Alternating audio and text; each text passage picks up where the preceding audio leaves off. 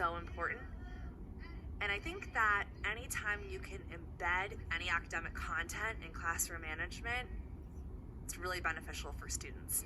Okay, today, for word of the day, we transition by naming a word of the day, a root word that we've been studying, or it might be a word from our social studies unit, something content-based that I want students to hear again and again and again until it's just imprinted in their memory. Daniel is going to choose our word of the day. 3, 2, I would want quixotic. I'm sorry? Quixotic. Oh, quixotic. Jay's word of the day was quixotic, a particularly difficult one. When you're civic scholar. Once we've selected that, we use that as a transition from our desks to the carpet.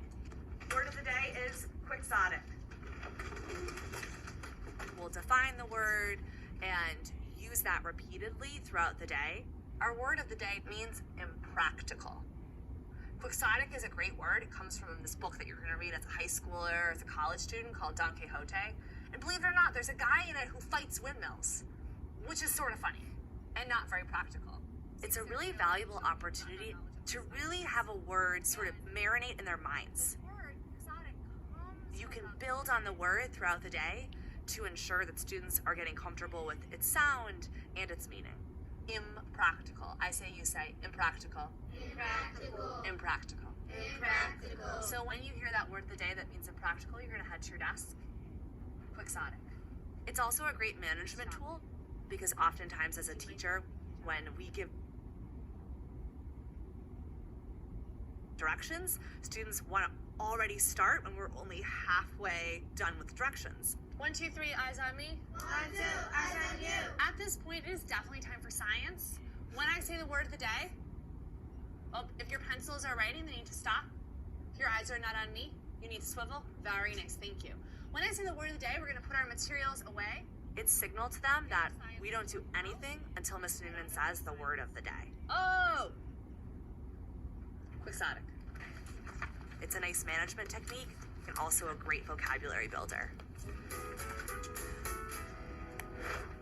Another way we transition is through a grab bag quiz. I'm going to dismiss you in your groups. In order to get back to your group, you need to answer a grab bag quiz question.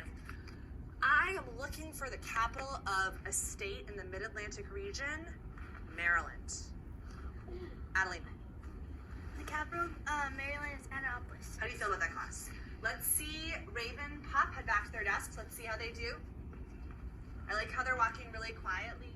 I'll think of a question that we've already covered, be it geography, math, science, reading, and ask students to answer that. I see the red folders coming out. Awesome. Eyes back up here. Looking for what 1/3 is as a percent. Daniel, your hand just shot up. Nice try. 1/3 of a percent is 33%. How do you feel about that class? Daniel, out of agreement? So here, as opposed to just sending students to their desk en masse, it allows them to go in small groups and model for their peers what a good transition looks like. I'm looking for a group that could tell me, if you were alive in colonial times, would you go to school in a schoolhouse or would you go to school somewhere else? Two, the way you release them is content-based.